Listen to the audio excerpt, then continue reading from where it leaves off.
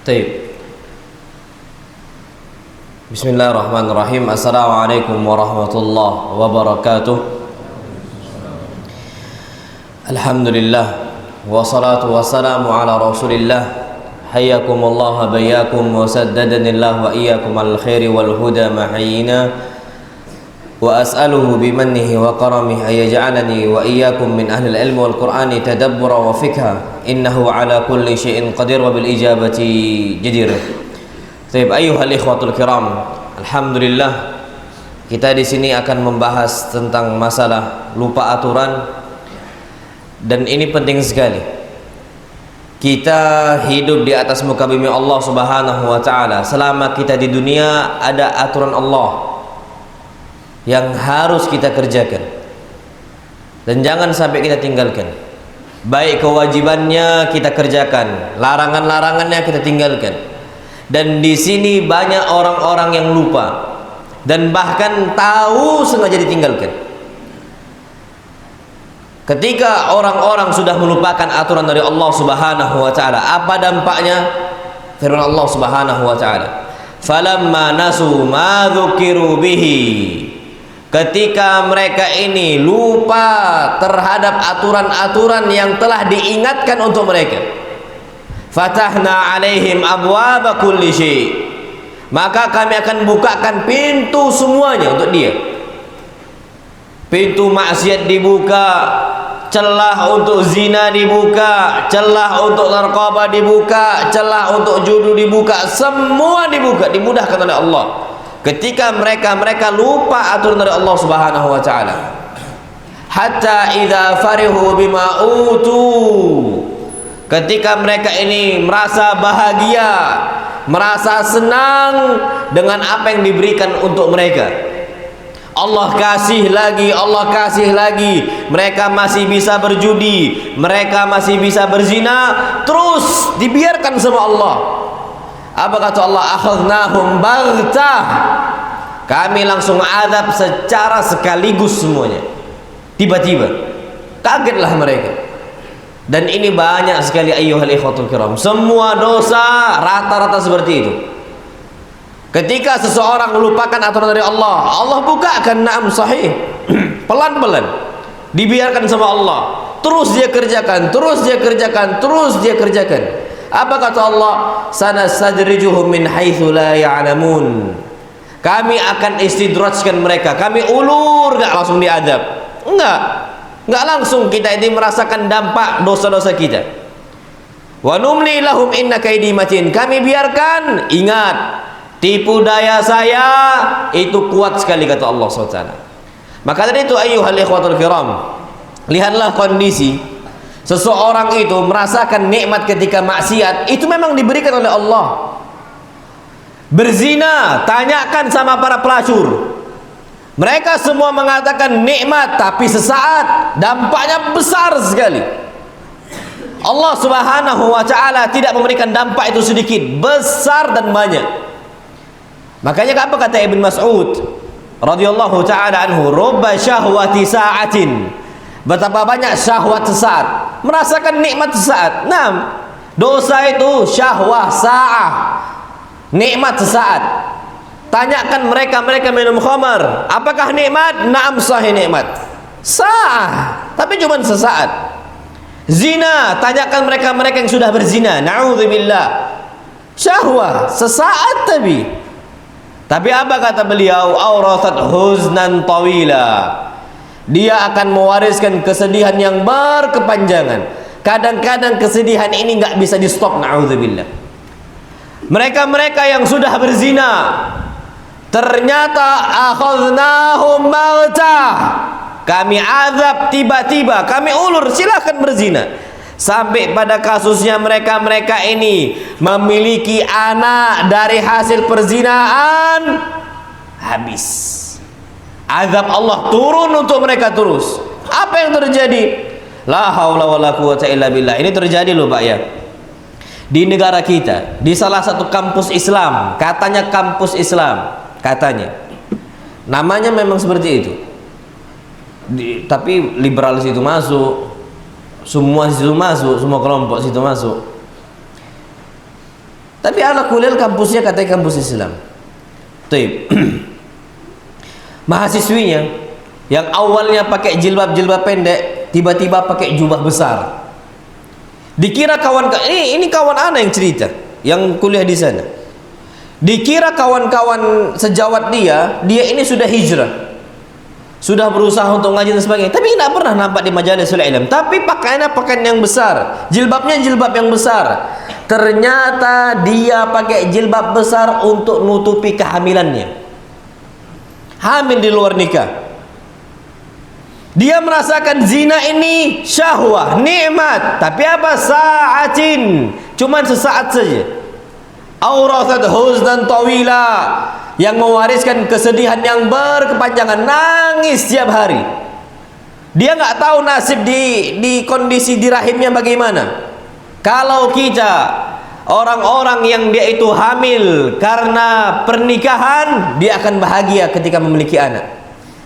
Tapi akhadnahum baghtah, beda sama orang-orang yang melakukan dosa maksiat. Aslinya anak ini adalah rezeki, kenikmatan bagi kita, namun bagi mereka adalah azab. Tapi apa yang terjadi? Nangis setiap hari, sampai datanglah waktu dia melahirkan. Ternyata dia di kampusnya, dia udah siapkan plastiknya. Dia ke kamar mandi, dia berusaha ke kamar mandi, orang-orang nggak tahu. Lahiran sendirian, na'udzubillah. Dan lahirannya di kamar mandi, tempatnya syaitan, markasnya syaitan. Antum kebayang nggak bagaimana azab Allah Subhanahu wa taala berkepanjangan untuk mereka? Di kamar mandi, ketika sudah lahiran, anaknya nangis, bagaimana seorang ibu penyayang bisa beringas, bisa bengis sama anaknya sendiri, bahkan lebih bengis dibandingkan hewan-hewan yang menerkam, hewan-hewan buasnya, singanya. Singa punya anak, dia akan menyayangi anaknya. Masya Allah. Dan ini rahmat Allah Subhanahu wa taala. Apa kata Nabi kita Muhammad SAW? Inna lillahi mi'ata rahmah. Sesungguhnya Allah memiliki 100 rahmat. 99 ditahan oleh Allah, yang satunya Allah turunkan untuk muka bumi Allah Subhanahu wa taala, untuk semuanya. Gara-gara rahmat Allah ini yang satu tadi, apa kata beliau? Hewan buas pun bisa sayang sama anaknya. Buas dia. Tapi na'udzubillah, wanita-wanita pezina yang sudah lupa aturan dari Allah Subhanahu wa taala, dia rasakan syahwat sa'ah, nikmat sesaat, tapi kesedihan yang berkepanjangan sampai bisa merubah jiwanya yang awalnya lembut jadi buas. Sampai apa yang terjadi? Dia hantukkan kepala anaknya yang nangis ke dinding, piar sekali, 2 kali, 3 kali, sampai nggak ada lagi suara tangisannya, dibungkus di plastik. Dan na'udzubillah, apa yang terjadi? Dia keluar dalam kondisi meninggalkan jejak. Udah masuk polisi, udah di penjara. Dan dia berusaha sebelum itu bagaimana dia mau menggugurkan anaknya. Nggak bisa.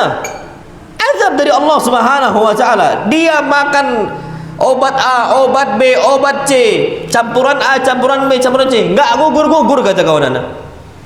Sampai kenapa? Sampai membuat dia ini sedih berkepanjangan. Apa yang terjadi? Laki-lakinya kabur, pergi, nggak mau bertanggung jawab. Dan ini terjadi banyak ayyuhal ikhwah di masyarakat kita. Kalau kita ini sudah bermaksiat, balik kepada Allah, jangan sengaja untuk melupakan. Kenapa? Akhadnahum baghtah. Ketika kita lupa aturan Allah Subhanahu wa taala, kita akan diazab oleh Allah secara sekaligus, habis hidup kita, naudzubillah.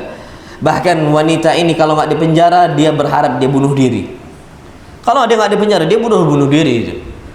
Dan itu kondisi yang terjadi saat ini ayyuhal ikhwatul kiram. Maka dari itu, yang namanya maksiat ini, kenapa sampai banyak manusia ini lupa aturan dari Allah? Karena maksiat ini menggiurkan. Merasakan nikmat, iya, ada nikmatnya. Khamarnya, tanyakan mereka para pemabuk, kenapa mereka itu masih mabuk? Karena kata mereka nikmat. Ketika seseorang sudah merasakan bagaimana halusinasi, orang itu sudah ngefly katanya, itu dia merasakan nikmat, na'udzubillah. Akhirnya ngulang lagi dan sebagainya. Tanyakan mereka yang mengkonsumsi narkotika. Kenapa itu terulang? Kenapa itu terulang? Karena mereka rasakan nikmat. Padahal dampaknya itu besar. Orang yang narkoba habis tubuhnya. Gak usah jauh-jauh, orang yang ngelim saja, Pak. Ngelim di sini nggak tahu. Ngelim banyak nggak di sini? Yang ibon itu, hidung mereka tuh rusak itu, Pak. Hidung itu lemah sekali. Antum tumbukkan aja, udah rusak hidungnya. Bayangkan itu, Pak. Lemah fisiknya, lemah tubuhnya, rusak. Akhadnahum baghta. Dia merasakan syahwat saat. Taib ayyuhal ikhwatul kiram. Makanya Nabi katakan hati-hati setiap muslim. Betul, maksiat itu akan nampak nikmat tapi sesaat. Apa kata Nabi kita Muhammad sallallahu alaihi wasallam? Hufatil jannatu bil makarih wa hufatil annar bi syahawat. Surganya Allah itu akan diliputi dengan hal-hal yang dibenci. Salatnya, manusia banyak yang tak salat. Kenapa? Tak suka, benci mereka. Padahal itu surga Allah Subhanahu wa taala. Menuntut ilmu, surga Allah. Jalan yang paling mudah, akses yang paling mudah menuju surga Allah yang menuntut ilmu. Tapi dibuat susah. Kenapa? Karena memang kondisi seperti itu surga Allah Subhanahu wa taala. Banyak orang merasa berat menuntut ilmu. Duduk, paling tinggal duduk aja. Merasa capek, enggak mau. Tapi sebaliknya apa? Wa hufatin nar bisyahawat. Nerakanya Allah Subhanahu wa taala diliputi dengan syahwat, kenikmatan-kenikmatan. Masya Allah. Sampai yang lebih parahnya lagi, ya Allahu Akbar. Antum tahu judi? Sekarang lagi rame judi apa? Online, judol. Judi online. Ana ndak masuk di kepala ana loh, Pak. Orang main judi bisa ketagihan, kalah pula, sampai bangkrut, dia hilang duit ratusan juta, puluhan juta gara-gara judi online. Padahal kalah, masih mending menang. Nggak mending juga, tapi nggak ada mending-mendingnya. Orang kapan judi menang dia akan ngulangi lagi. Ini udahlah kalah masih main. Ada nggak yang kayak gitu? Ada, Pak. Anda cerita sama antum, salah satu ada ini, salah satu ikhwah dari DKM masjid di tempat kami lah ada. Dia dulu lulusan pondok, jadi DKM masjid, jadi bagian istilah bagian DKM lah, salah satu DKM masjid. Dia ini masya Allah, na'udzubillah thumma na'udzubillah, punya hutang sama ikhwah A, ikhwah B, ikhwah C, ikhwah D, sampai total tuh ratusan juta. Antum tahu apa sebab? Judi online. Ratusan juta loh, Pak. Ini sampai banyak ikhwah ngeluh sama anak, Ustaz, apa solusinya bagi kami ini? Kami udah tagih. Nanti Syekh, kata dia, nanti Syekh, ditunda-tunda. Ana bilang, "Naam, Pak. Nanti insya Allah anak khutbah Jumat ana akan bahas tentang masalah hutang." Ana bahas di situ, bahas masalah hutang. Langsung dia ini hubungin ikhwah tadi, afwan insya Allah nanti ana akan bayar, Tapi tadi cuman janji saja. Kenapa? Sebabnya jadi online bisa hilang sampai puluhan juta. Bahkan ini kasus ratusan juta loh ya. Udah ngaji, walaupun dari pondoknya bukan pondok sunnah gitu ya, dia nih ya pondok tradisional lah ala kulli hal. Dan dia kenal sunnah ini cuman sekedarnya saja, bukan orang yang mendalam nian. Tapi dia DKM. Ternyata bisa sampai seperti itu. Dan ketika bayar nggak bisa, sengaja oleh Allah Subhanahu wa taala, akhadnahum mauta, kami azab sekaligus. Dia sulit untuk keluar dari kondisi itu. Kayak mana cara keluar hutang 100 juta? Kalau seandainya 100 juta satu pintu masih enak. Ini 100 juta dari puluhan pintu. Semua puluhan pintu ini minta sama dia. Fulan minta, fulan lagi, fulan lagi, fulan lagi, fulan lagi. Kenapa seseorang bisa terlalu jauh terhadap maksiatnya? Terus mendalam maksiatnya, terus mendalam. Na'udzubillah. Ini karena firman Allah Subhanahu wa taala yang mengindahkan itu siapa? Syaitan. Apa kata Allah Subhanahu wa taala? Wa zayyana lahumul syaitanu a'malahum.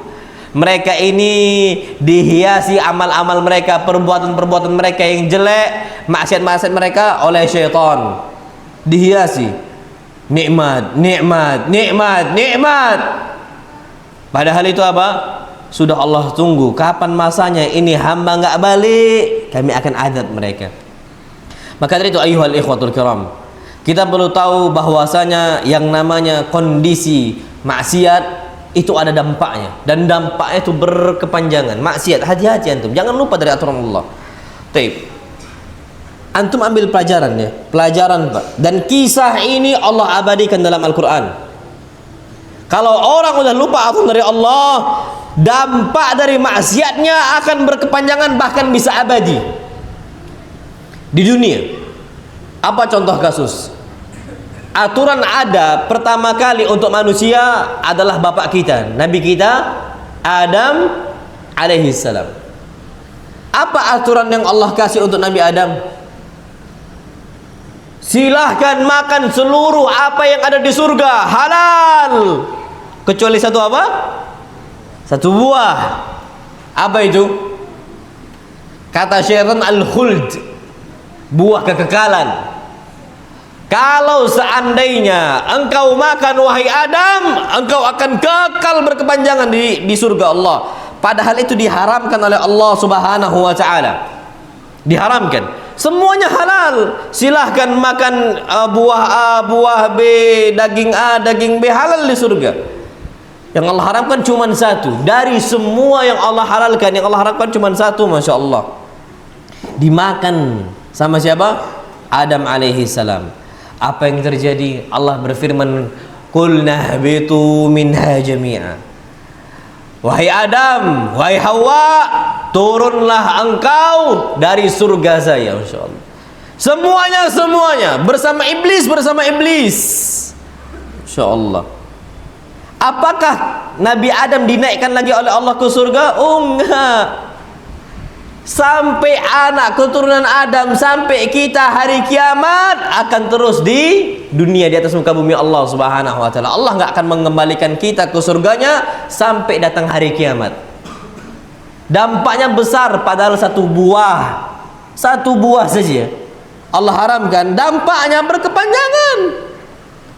Makanya kalau seandainya ada orang nyalon ngasih antum sembako, antum merasa aman? Satu buah aja turun dari surga. Buah berapa harga satu buah pir di sini? Satu buah apel tak ada harganya kan? Ada harganya tuh kalau dijual setengah kilo mungkin kan? Atau 250 gram mungkin, anda tidak tahu. Tapi ada yang jual satu buah? Ya mungkin ada, tapi berapa harganya?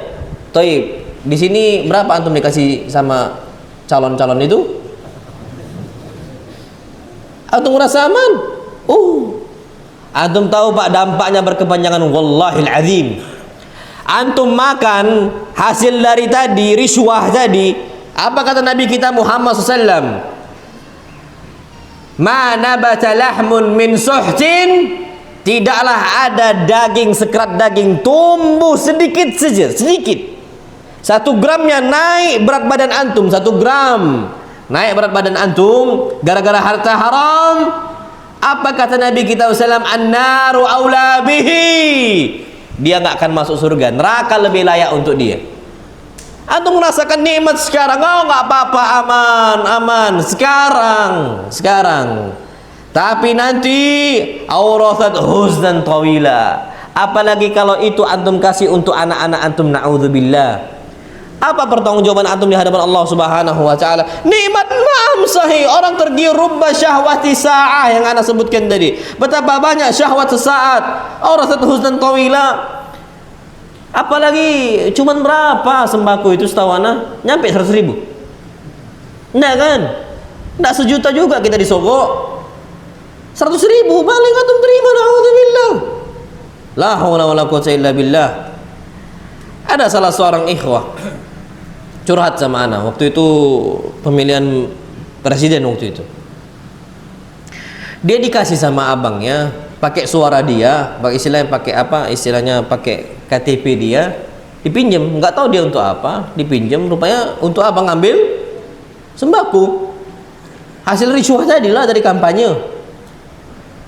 Nanya sama ana, Ustaz, gimana kalau kondisi ana itu dipakai KTP ana, dibawakan sembako dan sebagainya, hasil dari sana lah kampanye. Ana bilang keluarkan. Antum kapan nggak keluarkan, bahaya sekali. Ana bilang ini langkah antum ke neraka, masuk ke mulut istri antum, masuk ke mulut anak antum, antum tanggung jawab di hadapan Allah Subhanahu wa taala. Antum sampai ragu nanya ke anak apa hukumnya, antum udah jelas tahu hukumnya rishwah. Apa yang nanya ke anak? Antum mau nyari tabrir, alasan untuk dibolehkan? Enggak bisa. Anak bilang keluarkan sebelum Allah Subhanahu wa taala turunkan azabnya untuk kita semua. Akhirnya itu nanya pagi, anak nanya ba'da zuhur, udah antum keluarkan? Belum Ustaz. Asarnya anak nanya, udah antum keluarkan belum? Belum Ustaz. Keluar jam 5 sore sama istrinya, antum tahu rel kereta api?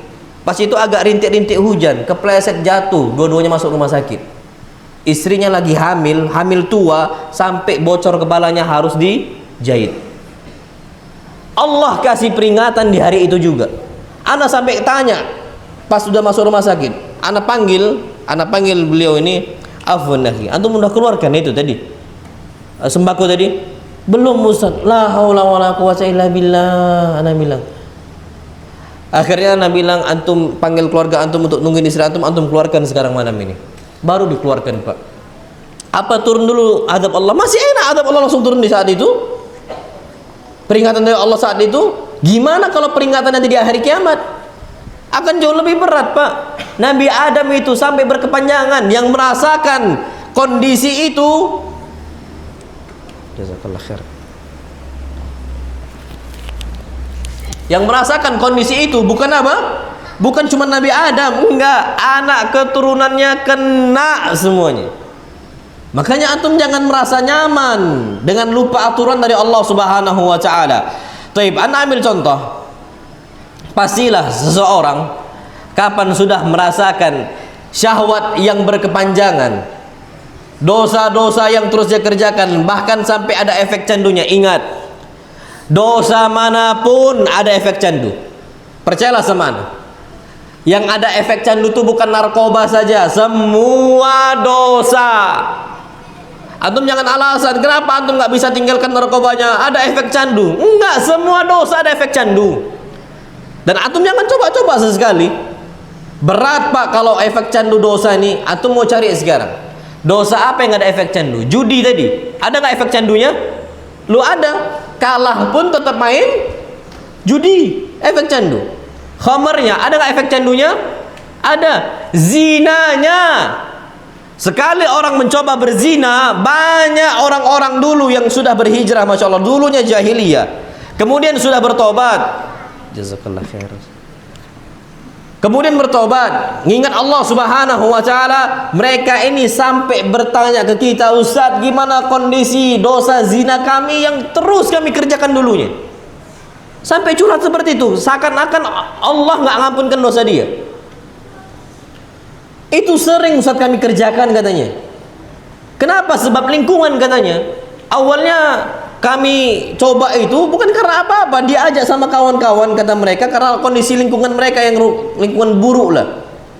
Dan itu ternyata berkepanjangan dan terus terjadi. Bahkan dia ngomong nih, zina itu ada efek candu Ustaz. Sampai anak mikir, antum lihat aja. Dan ini hadis Nabi SAW, orang sekali berdusta, ada nggak efek candu untuk berdusta? Lu ada. Dan ini hadis Nabi kita Muhammad SAW. Apa kata beliau? Innar rajula la yakdzibu wa yataharral kadzib hatta yuktab indallahi kadzdzaba. Seseorang sekali dia coba berdusta, oke, sekali ini. Wa yataharral kadzib, ketagihan, dusta lagi, dusta lagi, dusta lagi. Dusta pun ada efek candu. Apa dampaknya? Hatta yuktaba indallahi kadzdzaba, sampai dicatat oleh Allah sebagai orang apa?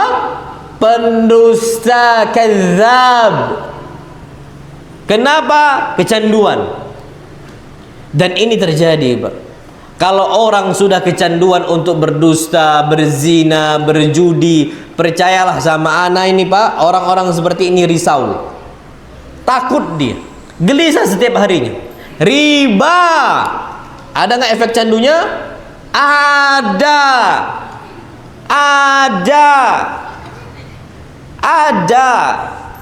Dan ketika seseorang udah bermuamalah dengan muamalah riba, biasanya dia akan risau. Bukan biasanya, setahu ana semua orang yang dia itu bertransaksi dengan transaksi riba, rata-rata hidupnya risau, gelisah dia. Nah, jazakallah khair.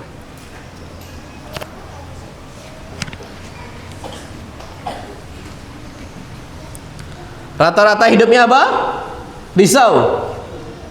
Antum tahu Pak, Masya Allah, tadi kan judol, kalau pinjaman apa? Pinjol. Aduh, ada-ada aja sekarang. Apalagi sekarang nih pinjol ini tinggal katanya daftar lewat nomor HP aja kan.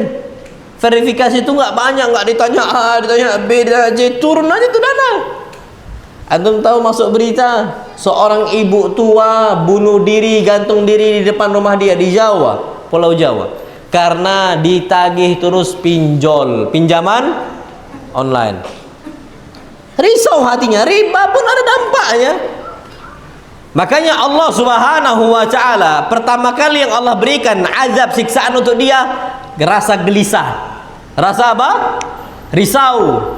Walaupun belum secara nampak secara kita bagaimana Allah azab dia, tapi sudah ada dalam batin dia, Allah turunkan azab siksaan, risau hidupnya. Dan ini disabdakan oleh Nabi kita Muhammad sallallahu alaihi wasallam, wal itsmu ma haka fi nafsik. Dan dosa itu apa yang membuat jiwa engkau ni risau, gelisah kita, naudzubillah. Wa karihta ayattali alaihi nas. Dan engkau benci orang-orang itu melihat engkau. Kapan terlihat sama orang? Masya Allah. Tapi patokan dia mata manusia, bukan mata siapa? Allah. Bukan pandangan mata Allah Subhanahu wa ta'ala.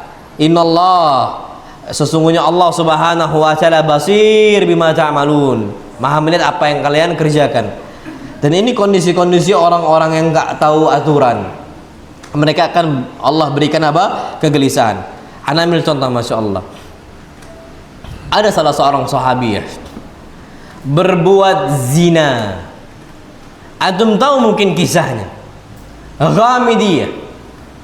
Bagaimana Ghamidiyah berzina, ternyata hadis Nabi sudah terjadi pada Ghamidiyah, sudah berlaku pada Ghamidiyah. Apa itu? Al-itsmu ma haka fi nafsik. Dosa itu apa yang membuat jiwa engkau tu risau, gelisah, takut bawaannya. Dan ini terjadi sama Ghamidiyah. Apa kata para sahabat? Ghamidiyah berzina dan Ghamidiyah hamil. Faja'atil Ghamidiyatu ila Rasulillah sallallahu alaihi wasallam. Maka datanglah Ghamidiyah kepada Rasulullah sallallahu alaihi wasallam. Faqalat ya Rasulullah, zanaitu fatahhirni. Ya Rasulullah, aku sudah berzina, fatahhirni. Sucikanlah saya, bersihkanlah saya, rajam tubuh saya. Kenapa risau sampai minta dirajam? Setiap kali Ghamidiyah solat di hadapan Allah, setiap kali Ghamidiyah minta di hadapan Allah, di hari itu juga Ghamidiyah merasa risau. Apakah layak seorang hamba pezina minta sama Allah? Malu di hadapan Allah Subhanahu wa ta'ala. Solat malu di hadapan Allah ketika dosa zina masih ada di pundaknya. Sekali berzina Ghamidiyah, Allah takdirkan langsung hamil. Bagaimana dengan kondisi kita? Na'udzubillah, sebagian kaum muslimin berkali-kali berzina nggak risau, saking sudah kerasnya hati mereka. Ghamidiyah datang kepada Rasulullah dalam kondisi apa? Tunduk kepada Allah. Tahu bahwasanya orang-orang yang sudah berzina harus dirajam ketika dia sudah menikah. Datang ke Nabi SAW, zanaitu fatahhirni. Ya Rasulullah, aku sudah berzina, sucikan saya. Wa innahu raddaha. Ternyata Nabi SAW tolak dia. Tidak mau Nabi SAW terima, ditolak. Ketika Ghamidiyah ditolak, datang lagi Ghamidiyah kepada Rasulullah SAW, merasa risau. Besoknya langsung datang lagi. Ya Rasulullah, lima taruddani. Kenapa engkau nolak saya? Kenapa engkau enggak merajam saya? Bukankah orang-orang yang berzina harus dirajam? Fa'akim alayya hududallah. Tegakkan untuk saya had-had Allah. Rajam saya ya Rasulullah. la'allaka an taruddani kama radatta ma'iza. Saya rasa engkau nolak saya, enggak mau merajam saya sebagaimana engkau enggak mau merajam Ma'iz. Dan Nabi SAW rahim bi ummati. Rahim Nabi. Nabi itu sayang sama umatnya, enggak tega Nabi menyiksa umatnya SAW. Padahal Nabi tahu hukum orang yang berzina harus dirajam ketika sudah menikah. Apa kata Ghamidiyah saking risaunya? Tegakkan sekarang ya Rasulullah, la'allaka tarudduni kama radatta Ma'iza. Bukankah engkau nolak saya sebagaimana engkau dulu menolak Ma'iz? Tegakkan saya. Fa wallahi inni la hubla minaz zina. Ya Rasulullah, demi Allah saya katakan, inni la hubla minaz zina. Saya ini hamil dari hasil zina. Maka apa kata Nabi SAW? Idhabi, pulang engkau, jangan balik. Ditanya sama Ghamidiyah, ya Rasulullah, sampai kapan saya kesini lagi? Hatta calidi, sampai engkau melahirkan anak engkau, sampai engkau lahiran. Ketika Ghamidiyah tunggu selama berbulan-bulan sampai lahiranlah Ghamidiyah. Ghamidiyah memiliki anak, dan ternyata Masya Allah, atathu bisabi fi khirqah. Ghamidiyah datang ke Nabi SAW, saking risaunya Ghamidiyah berbulan-bulan Pak, Masya Allah, kerisauan akibat zina. Orang yang bertakwa nggak akan merasa nyaman dengan dosa. Ketika mereka lupa aturan Allah, mereka kembali kepada Allah Subhanahu Wa Taala. Nggak nyaman Pak dengan dosa zina. 9 bulan. Langsung hari pertama Pak, kita tahu wanita mana yang saat ini lahiran langsung tegak bawa anaknya. Wanita mana? Antum tanya sekarang. Ghamidiyah beberapa saat setelah lahiran, dia kuatkan kakinya untuk jumpa dengan Allah, untuk dibersihkan dosa-dosanya di hadapan Nabi kita Muhammad. Qamat, tegaklah Ghamidiyah, dan dibawa anaknya fi khirqah, diikat, digendong dengan sebuah kain, diikat oleh Ghamidiyah. Datang ke Nabi SAW, ya Rasulullah, hadza waqad waladtuhu, ini anak saya sudah lahir, jangan engkau tolak lagi saya. Fatahhirni ya Rasulullah. Wallahi ya ikhwah, orang tua mana ketika mendapatkan bayi, ibu mana ketika mendapatkan bayi rela tinggalkan anak. Faqala Rasulullah sallallahu alaihi wasallam, idhabi, jangan balik ke saya, engkau pulang. Nanya, sampai kapan ya Rasulullah? Sampai engkau itu menyusui selama 2 tahun. Dikasih waktu yang panjang, haulaini kamilain, hatta fatamtihi, sampai engkau selesai masa menyapihnya. Dan Pak, Masya Allah, Nabi berharap dengan kondisi 2 tahun ini Ghamidiyah lupa dengan dosanya, Ghamidiyah dengan lupa dengan maksiatnya. Apalagi anak, kalau sudah 2 tahun kita akan sayang sama anak kita, akan sayang dengan kondisi anak kita, putra putri kita. 2 tahun loh ya. Antum akan jumpai masa yang paling antum sayangi anak antum itu 2 tahun. Percaya sama anda? Lucu-lucunya, gemes-gemesnya, cintanya antum sama anak itu umur 22 tahun itu yang paling puncak-puncaknya. Ketika sudah masa 2 tahun, sudah disusui oleh Ghamidiyah, waqad akalat ta'am, dan dia sudah makan, maka apa? Ghamidiyah pun langsung membawa bayinya, diletakkan kisratu khubz, potongan roti di tangannya anaknya. Dalam kondisi Ghamidiyah nangis, pisah sama anaknya Pak, gelisah. Kegelisahan ketika pisah sama anak kalah daripada apa? Gelisahnya dia di hadapan Allah. Rela dia tinggalkan anaknya karena gelisah di hadapan Allah Subhanahu wa Ta'ala. Jangan merasa aman Pak dari dosa. Diletakkan oleh Ghamidiyah kisratu ta'am, kisratu khubz, diletakkan potongan roti, berangkat ke Nabi sallallahu alaihi wasallam. Datang Ghamidiyah, Nabi sallallahu alaihi wasallam enggak bisa nolak, kaget Nabi. Datang lagi Ghamidiyah. Faqalat ya Rasulullah, hadza waladi wa qad fatamtuhu. Engkau udah lihat nih sekarang, ini potongan roti sudah ada di tangannya. Anak saya sudah makan. jangan kau tolak saya lagi. Tegakkan hakim alayya hududallah.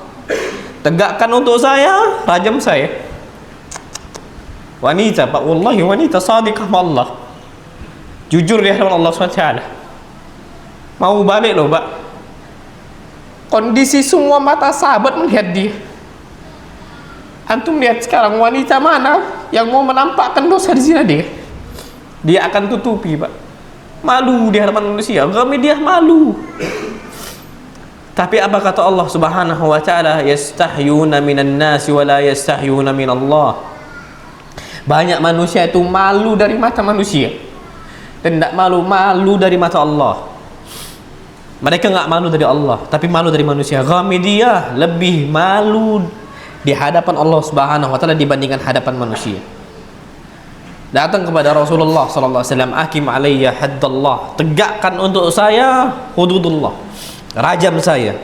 Antum tahu apa sebabnya? Dulu kami dia lupa aturan Allah bahwa saya zina ini dosa besar dan harus dirajam. Tapi kami dia langsung ingat Allah Subhanahu wa taala. Tapi ayyuhal ikhwatul kiram, apa yang terjadi? Fahufiralah, dibuatkan parit yang besar. Kami dia diletakkan di situ. Perpisahan itu terjadi, Pak, Masya Allah. Fadafa'at Nabi sallallahu alaihi wasallam as-sabiyya ila rajulin. Hamidiyah ngasih anaknya kepada Rasulullah SAW. Nitipkan anak kepada siapa? Rasulullah SAW, khairil bariyah, manusia yang paling baik, Rasulullah SAW. Maka Nabi SAW buat galingan lubang untuk siapa? Untuk Hamidiyah. Fahufirallah. Nabi SAW kasih untuk orang lain, Nabi SAW gali. Nabi sedih sudah. Nabi tahu kasihan sama anaknya. Ingat Pak, Nabi SAW rahim bi ummati. Nabi itu sayang sama umatnya SAW. Nabi berharap urusan itu bainahu wa bainallah wa bainaha wa bainallah. Kalau ada seorang laki-laki hamba yang bermaksiat, Nabi berharap kondisi itu antara dia dengan Allah Subhanahu wa taala. Apa yang terjadi? Nabi SAW gali. Pelan-pelan Nabi gali. Berharap Ghamidiyah ini kembali pulang. Ghamidiyah enggak kembali pulang. Ghamidiyah tegak di samping paritan tadi, nunggu untuk diparit, Pak. Dibuat paritan yang besar, nunggu Ghamidiyah. Jadwal dia jumpa dengan Allah Subhanahu wa taala itu tahu. Sadiq Allah. Tegak dilihat oleh Ghamidiyah. Ketika sudah dibuat parit yang besar, Nabi SAW perintahkan untuk turun ke bawah. Turun Ghamidiyah. Rela di hadapan Allah, ridho dengan hadapan Allah. Apa yang diucapkan oleh dia? Raditu billahi rabb. Aku ridho kepada Allah sebagai Rabb. Atau meridho Allah sebagai Rabb kita? Turun Ghamidiyah ke bawah. Nabi SAW terpaksa bersama para sahabatnya urjumuha.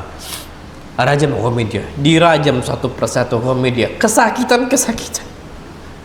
Teriak Ghamidiyah. Antum tahu ada kondisi Ma'iz.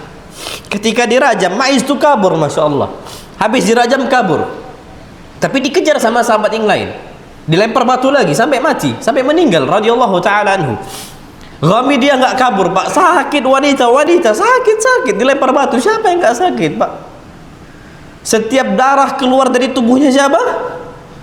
Ghamidiyah. Nangis Ghamidiyah, Pak. Wanita. Antum kalau kapan punya anak perempuan, antum akan tahu bagaimana Ghamidiyah sakitnya disiksa seperti itu. Tapi apa yang terjadi, Pak? Khalid ibn Walid, panglima besar umat Islam, jagoannya umat Islam ketika berjihad, Ghamidiyah. Ketika melihat Ghamidiyah seperti itu, Nabi SAW perintahkan untuk dirajam sama Khalid bin Walid. Sampai kasusnya batu yang besar mengenai kepalanya Ghamidiyah. Darahnya Ghamidiyah muncrat kepada bajunya Khalid bin Walid. Marah Khalid bin Walid. Apa kata Khalid bin Walid? Tabbannaka ya Ghamidiyah. Celaka engkau wahai Ghamidiyah. Nabi SAW dengar Khalid ngomong itu, Nabi langsung nolak kepada Khalid. Kaget sama Khalid bin Walid ngomong seperti itu. Apa kata Nabi SAW untuk Khalid? Mahlan ya Khalid. Wahai Khalid, jangan ngomong gitu. Hati-hati kau wahai Khalid. Laqad tabat taubatan. Dia sudah bertaubat dengan sebuah taubat yang besar. Law qusimat baina sab'ina min ahli al-Madinati lawasi'atuhum. Ini kalau tobatnya Ghamidiyah sekali ini dibagikan untuk 70 pendosa dari kalangan penduduk Madinah. Pak, wallahil azim, orang pendosa di Madinah jauh lebih besar dibandingkan pendosa di tempat kita, di negara kita, karena mereka ini di tanah haram. Perbuatan maksiat dikerjakan di hadapan di tanah haram jauh lebih besar dosanya, jauh lebih besar dosanya dibandingkan di luar tanah haram. Kalau pahala-pahala dilipat gandakan, kalau dosa-dosa dilipat gandakan. Apa kata Nabi SAW? Kalau seandainya Ghamidiyah dibagikan taubatnya untuk 70 pendosa, 70 pendosa dari kalangan penduduk Madinah, lawasiatum, cukup bagi mereka semua. Yang penduduk Madinah minum khamarnya, penduduk Madinah berzinanya, penduduk Madinah main judinya, 70 mereka pendosa, berbuat dosa setiap harinya, lawasiathum. Allah kalau dikasih untuk mereka semua, cukup bagi mereka masuk surga gara-gara tobatnya siapa? Ghamidiyah.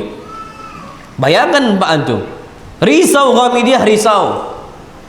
Dan ini juga terjadi sama salah seorang yang merasakan kerisauan gara-gara minum khamar, lupa aturan dari Allah. Dan ana sudah katakan berkali-kali, sekali antum coba maksiat, kata Nabi, la tarkabul maksiyah, jangan sekali-kali coba maksiat, jangan, kata Nabi, la tarkabul maksiyah. Antum rukubul maksiyah, mencoba maksiat itu sekali nyoba, penasaran, jangan Pak, jangan.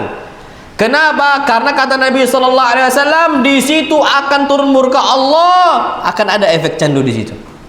Makanya apa? Sekali maksiat jangan dicoba. Ternyata khamar dicoba sama seorang sahabat bernama Abdullah. Abdullah, nama terbaik, Pak, Masya Allah. Nama yang paling Allah cintai, Abdullah wa Abdurrahman.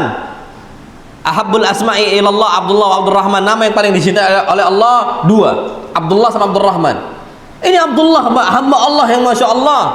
Kita tahu nih, minum khamar sekali dia coba, lupa aturan di saat itu, kecanduan, minum khamar lagi, minum khamar lagi, minum khamar lagi. Tapi setiap dia minum khamar, datang kepada Rasul, minta dicambuk, minta cambuk sama Rasulullah SAW. Minum khamar lagi, datang kepada Nabi, cambuk lagi. Dia yang datang, nangis cambuk, Pak sakit Pak, insyaallah. Sampai apa kata para sahabat Nabi kita Muhammad SAW, ini Abdullah yulaqab himara, dia ini dikasih julukan sebagai himar. Wallah alam, anda tidak tahu kenapa dikasih himar, tapi ala kulli hal dia kondisinya memang ya seperti itu. Himar ini keledai, nama aslinya Abdullah, tapi berkali-kali minum khamar, berkali-kali minum khamar, tapi dia jujur sama Allah. Minum khamar, datang kepada Nabi kita SAW, cambuk ya Rasulullah, dicambuk nangis, dicambuk nangis, dicambuk nangis, terus seperti itu. Besoknya khamar lagi, lupa dia. Nggak lama, satu pekan berikutnya minum khamar lagi. Sampai saking seringnya Nabi mencambuk dia, sahabat itu bukan kasihan sama itu orang minum khamar, enggak, sama Abdullah tadi, tapi para sahabat kasihan sama apa? Sama tangan Nabi SAW yang letih untuk mencambuk nih sahabat. Sampai apa kata mereka? La'anakallah, semoga Allah melaknat engkau wahai Abdullah, katanya. Ada sahabat ngomong gitu. Kenapa? Ma aktsara ma yu'ta bihi, betapa sering kau dicambuk oleh tangan Rasulullah SAW. Ketika Rasulullah SAW telinga beliau mendengarkan ucapan tadi, beliau marah. Apa kata Nabi SAW? Beliau langsung angkat suara, beliau mengatakan, la tal'anu, jangan ada dari kalian yang melaknat dia. Fa wallahi ma alimtu illa annahu yuhibbullaha wa rasulah. Yang aku ketahui, tidaklah dia ini kecuali mencintai Allah dan Rasulnya. Ghalabat alaihi syahwatuhu, tapi dia kalah dengan syahwatnya. Dia cinta sama Allah. Kalau dia nggak cinta, nggak akan ngadu kepada Rasulullah SAW. Dia nangis ketika dicambuk, sakit Pak. Dia nggak lari dari hukuman Allah, dia nggak kabur dari hukuman Allah, dia nerima berkali-kali Pak. Punggung mana yang tidak rusak dicambuk berkali-kali? Orang di rotan dipukul saja bisa rusak, bisa memar. Tapi dengan kondisi dia memar, tetap datang kepada Rasulullah SAW, tidak mau menjadi hamba Allah yang lupa aturan. Datang Pak, nangis dari Allah, nangis disambut berkali-kali. Antum tahu yang paling membuat ini Abdullah lebih berat bukan cambukan Nabi SAW, bukan. Yang membuat beliau ini berat adalah ucapan orang Allahumma al'anu, ya Allah laknatlah dia. Itu yang paling membuat dia berat. Yang tambah membuat dia itu menangis itu. Makanya Nabi SAW sedih. La tal'anu, jangan laknat dia. Fa inni ma'alimtu illa annahu yuhibbullah wa rasulah. Yang aku tahu dia ini cinta Allah dan Rasulnya sallallahu alaihi wasallam. Maka dari itu ayyuhal ikhwatul kiram, antum perhatikanlah, ingat lagi kembali bahwa kita ini ada aturan dari Allah Subhanahu wa taala. Jangan sampai kita meleset, jangan sampai kita ini lalai.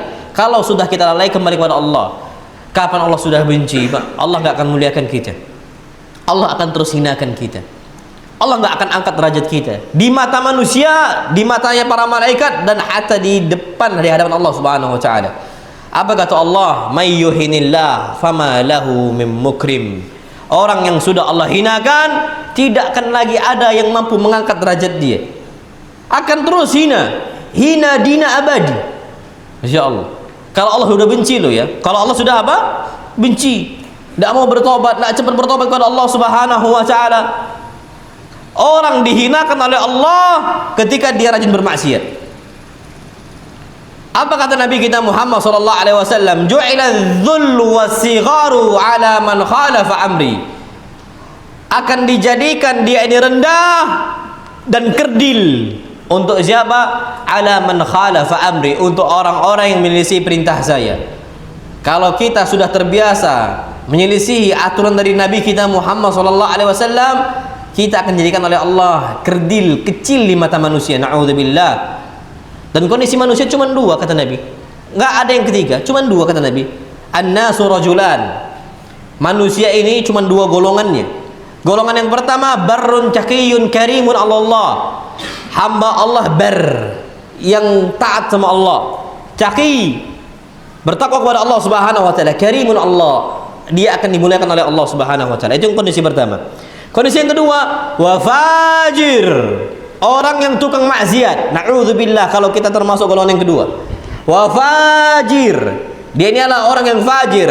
Syaqiyun, orang yang sengsara. Hayyinun 'ala Allah, hina di hadapan Allah Subhanahu wa taala. Kenapa? Karena berbuat fujur setiap harinya, berbuat maksiat seperti setiap harinya. Makanya beruntunglah kita, Pak, orang-orang yang dia itu mensucikan jiwanya. Sebagaimana firman Allah Subhanahu wa taala, qad aflaha man zakkaha wa qad khaba man dassaha. Telah beruntung orang-orang yang mensucikan jiwanya, dan telah merugi orang-orang yang mengotori jiwanya. Dan kita tahu, Pak, dosa itu nuktah hitam, titikan hitam. Allah jadikan kita ini lahir di atas muka bumi Allah Subhanahu wa taala dari rahim ibu kita dalam kondisi di atas fitrah bersih, naqiyatun bayda, bersih putih, masya Allah. Tapi apa kata Nabi kita Muhammad sallallahu alaihi wasallam? Idza aznabal abdu dzamban, kalau seorang hamba berbuat dosa, apapun dosanya, seberapa besar pun maksiatnya, kecil ataupun besar, nukitat fihi nuktatun sauda. Allah jadikan di hatinya ada nuktah, titik hitam sesuai dengan dosanya masing-masing. Apa kata Nabi kita Muhammad sallallahu alaihi wasallam? Sampailah dosa itu sering dia kerjakan, akan menutupi hati dia. Na'udzubillah. Kalau sudah nutupi hati dia, sulit untuk dinasihati. Dan ini yang Allah firmankan dalam Al-Quran Al-Karim, kalla bal rana ala qulubihim ma kanu yaksibun. Dosa-dosa itu yang nutupi hati mereka akibat apa? Perbuatan mereka sendiri. Susah dinasihati, Pak, percayalah sama anak. Semua maksiat orang sudah kecanduan, susah dinasihati, kecuali apa? Illa man rahimallah, kecuali orang-orang Allah rahmati. Anak ambil contoh ringkas saja, Pak, ringkas. Dosa yang memiliki efek candu, Dan kita itu tahu itu haram, yang sering ditampakkan oleh manusia di depan publik. Dosa apa? Yang nggak malu-malu lagi, hisap rokok. Hisap rokok, Pak. Antum nasihati orang hisap rokok susah nggak? Susah, Pak. Kalau antum, Pak, masih ada yang merokok, jangan sakit hati sama Anda, Pak. Jangan, tolong jangan sakit hati sama Anda. Ana sampaikan ke antum, ana sayang sama antum. Jangan sakit hati sama ana. Antum tahu tadi satu buah masuk ke dalam tubuhnya Nabi Adam dampaknya besar. Udah berapa rokok yang masuk ke dalam tubuh kita, Pak? Berapa batang? Ana yakin, Pak, satu batang rokok itu ada dampaknya sama antum. Antum tidak sadar. Percaya sama ana, Pak, wallahil azim, satu batang rokok ini ada dampaknya. Antum nasihati para perokok itu, Pak, susah dinasihati. Bahkan banyak perokok-perokok pasif. Dia hirup asap rokok orang lain yang ngisap rokok itu, Pak, Masya Allah, yang merokok itu orang lain. Yang ngisap orang-orang yang tak merokok. Dinasihati itu berat, Pak. Apa kata Allah? Sebabnya dosa tadi berkali-kali. Kalau orang sekali merokok bisa dinasihati, bisa, yakin ana. Tapi kalau udah sampai nutup, Pak, istrinya nasihati pun tak berlaku. Anaknya minta tolong pun tak berlaku, Pak. Anaknya sampai ngomong, "Nah, Pak, jangan ngerokok." Tak berlaku sama dia. Tertutup akal itu, tertutup. Apa kata Allah SWT? Itulah ran. Kalla bal rana ala qulubihim ma kanu yaksibun. Itulah ran yang nutupi hati kita. Sampai akal kita hilang, Pak. Orang kapan bersih hatinya, dia nggak akan milih rokok. Anda ambil contoh. Dulu Nabi kita Muhammad sallallahu alaihi wasallam masih kecil, Pak. Fitrah Nabi itu lurus dari kecil sampai besarnya. Nabi sallallahu alaihi wasallam dikasih pilihan. Dulu masih kecil Nabi. Di kabilahnya Bani Sa'ad ketika Nabi disusui, masih di bawah 2 tahun. Nabi sallallahu alaihi wasallam dikasih pilihan oleh malaikat Jibril. Satu susu, satu apa? Susu, satu lagi apa? Khamr. Masya Allah. Wahai Muhammad, pilih salah satunya. Susu atau khamar? Nabi pilih apa? Susu. Apa kata Jibril? Law ikhtartal khamra laghwat ummatuk. Wahai Muhammad, kalau engkau milih khamar, umat engkau akan menyimpang, akan sesat mereka. Kenapa? Pimpinannya aja nggak bijak, hilang akalnya. Kalau milih apa? Khamar. Nabi pilih susu. Sekarang tanyakan para perokok, Pak, kasih beras, kasih rokok, pilih mana? Pilih mana mereka? Pilih rokok. Dan ini kasihkan ke istri-istri mereka. Bu, pilih rokok, pilih beras. Istri mereka akan milih apa? Beras. Kenapa? Masih lurus, Pak. Itu saking sudah Allah tutupi hati para perokok, Pak. Afwanin, Pak, afwanin.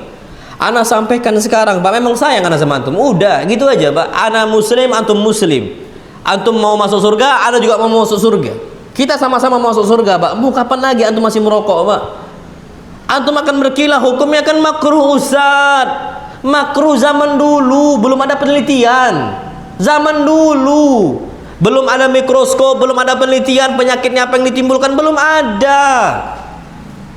Kan tatawwar zaman, zaman ini kan semakin berkembang. Dulu ditulis rokok dapat menyebabkan serangan jantung, terus kanker, terus impotensi, terus gangguan kehamilan. Apalagi yang perokok ini hafal insyaallah. Yang bawah itu kan ada kan. Sekarang tatawwar zaman, zaman ini semakin berkembang penelitian. Sekarang sepakat semua para dokter, apa tulisannya? Rokok membunuhmu. Naik lagi, para rokok membunuhmu. Udah naik ini, rokok membunuhmu. Dulu ulama khilaf, iya, karena dokter juga masih khilaf. Sekarang dokter ijma' itu masih khilaf.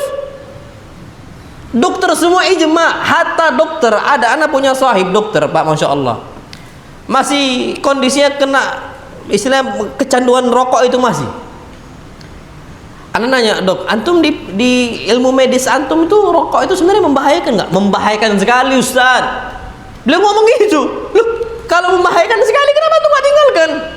Itulah masalahnya anak, Ustaz. Belum bisa. Sekarang beliau nggak ngerokok lagi, Pak. Baru-baru ini nggak ngerokok lagi. Anak tanya sama dokter yang lain, dok, Afwan, dokter fulan masih ngerokok? Enggak lagi Ustaz. Masya Allah. Kenapa? Anaknya sakit batuk-batuk. Masuk rumah sakit lama Pak. Dicek di ronsen tuh ada macam kotoran di mana? Di parunya. Bayangkan antum itu. Ini kemarin kami makan di danau mana? Sumedang. Kami makan danau Sumedang bersama ikhwah-ikhwah, Masya Allah. Ada satu ngerokok Pak, asapnya ke kami. Asapnya ke kami. Sampai kami gini-gini sekali, dia tahu itu masih ngerokok. Diisapnya pula lagi.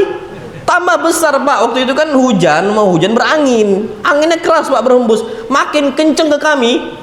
Masya Allah. Bukannya dia buang rokoknya, kami yang pindah Pak tempat. Kebayangan tuh kerasnya hati mereka. Itulah Pak, percaya sama anak Pak. Usahakan bismillah. Caranya gimana atau mau tinggalkan ini Pak, maksiat ini? Caranya ada Pak. Minta tolong sama siapa? Allah. Hati antum di tangan Allah Subhanahu wa taala. Antum minta, ya Allah. Ada salah seorang sahabat syahwatnya besar. Terus minta izin kepada Nabi agar dibolehkan berzina. Minta berzina, minta berzina, minta berzina. Apa kata dia? Ya Rasulullah, idzanli bizina. Ya Rasulullah, izinkan saya untuk berzina ya Rasulullah. Syahwatnya besar. Apa kata Nabi SAW? Nabi pakai logika saja. Atarallahu libnatik, engkau mau putri engkau dizinai? Gitu saja. La ya Rasulullah. Baik, yang kedua, atarallahu li ummik, engkau ridho enggak ibu engkau dizinai? La ya Rasulullah, enggak lah. Baik, yang ketiga apa? Atarallahu li ukhtik, engkau ridho enggak saudari engkau perempuan berzina, dizinai? Enggak lah ya Rasulullah. Baik, berarti ini masih lurus nih logikanya. Diambil oleh Rasulullah SAW bajunya, diletakkan tangan Nabi SAW di dadanya. Ini doa Pak. Apa doanya? Allahumma tahhir qalbahu waghfir dzambahu wahsin farjahu. Ya Allah, sucikanlah hatinya. Karena dosa ini Pak biasanya di nuktah sauda di sini Pak. Titik hitam di jantung ini. Diambil oleh Nabi, diletakkan. Allahumma tahhir qalbahu. Ya Allah, sucikanlah hatinya. Wahsin farjahu. Lindungilah kemaluannya, jagalah kemaluannya ya Allah. Terakhir apa? Waghfir dzambahu, ampunkanlah dosa-dosa dia. Apa kata sahabat tadi? Aku tidak pernah kepingin untuk berzina sedikit pun sejak hari itu. Tolongan dari siapa? Pertolongan dari Allah Subhanahu wa taala. Antum ambil tangan antum, Allahumma tahhir qalbi waghfir dzambi ya Allah. Ya Allah, sucikan hati saya ya Allah. Cara antum pakai logika, Pak. Mau enggak putri kita dikasih rokok sama kawannya? Mau enggak Pak antum digitukan? Pakai logika sebagaimana Nabi kita SAW pakai logika. Kalau antum katakan rokok ini halal, rokok ini boleh, atarallahu li ibnatik, engkau mau enggak ada nanti pergaulan putri engkau laki-lakinya ngasih rokok kepada putri engkau? Mau enggak? Sampai putri engkau merokok. Yang kedua, atarallahu li ummik, maukah engkau ibu engkau merokok? Agar kita sadar Pak, enggak lupa aturan dari Allah Subhanahu wa taala. Idza nubbih tanabbah. Seorang muslim kalau diingatkan dia akan ingat. Ana kembali lagi Pak. Ana mohon maaf nih sama antum kalau tersinggung. Tapi ini Pak, umur kita sedikit, enggak panjang Pak. Kalau Nabi Adam bisa sampai hancur kondisinya selama-lamanya, sampai awalnya kenikmatan itu di surga, Allah turunkan di mana? Di dunia. Masya Allah, kenikmatan itu hilang Pak, hancur di surga Allah Subhanahu wa taala untuk Nabi Adam. Allah tiadakan, Allah turunkan. Apalagi kita Pak, udah berapa batang itu? Dan setiap batang akan bersaksi di hadapan Allah Subhanahu wa taala. Setiap batang akan bersaksi di hadapan Allah. Mereka akan gugat kita Pak, mereka nggak lupa. Dan bibir kita akan bersaksi pada Allah pada hari kiamat. Bibir kita, dan ini terhitung dia akan mengatakan sekian kali ya Allah fulan merokok. Perhatikanlah sama mana bibirnya akan bersaksi pada hari kiamat Pak. Kulit-kulit kita, kulit bibir, kulit hidung, kulit semua kulit Pak, kulit kepala, kulit tangan akan bersaksi pada hari kiamat. Apa kata Allah Subhanahu wa taala? Ketika itu kulit-kulit akan bersaksi pada hari kiamat. Kita akan mengatakan qalu lima syahidtum alaina, kenapa engkau wahai kulit-kulit bersaksi untuk kami? Qalu antaqanallahu alladzi antaqa kulli syai. Kami ini dipaksa untuk berbicara di hadapan Allah. Kami nggak bisa sembunyikan. Kulit aja takut di hadapan Allah Subhanahu wa taala. Mulut kita Pak dikunci, tapi kulitnya akan berbicara pada hari kiamat. Ini sudah tersentuh berapa kali dengan barang haram, narkotikanya, semuanya, khamr dan sebagainya, naudzubillah, akan bersaksi pada hari kiamat. Dan tanah ini Pak nggak ridho antum bermaksiat. Tanah yang antum di situ bermaksiat nggak ridho. Sampai apa kata Allah? Yauma idzin tuhadditsu akhbaraha. Pada hari kiamat setiap bumi akan menceritakan semua kabar-kabarnya. Nggak ditutup-tutupi, semuanya. Catatan amal ada, kulit bibir itu akan bersaksi, kulit tangan akan bersaksi, kulit kaki akan bersaksi, bumi juga bersaksi. Tidak akan lagi ada bagi kita hujah untuk mengelak di hadapan Allah Subhanahu wa taala. Maka tadi itu ayyuhal ikhwatul kiram, jangan berpaling dari Allah. Jangan berpaling dari Allah. Hidup antum akan susah. Percayalah sama Allah. Percayalah sama Anda. Kembali kepada Allah Subhanahu wa taala.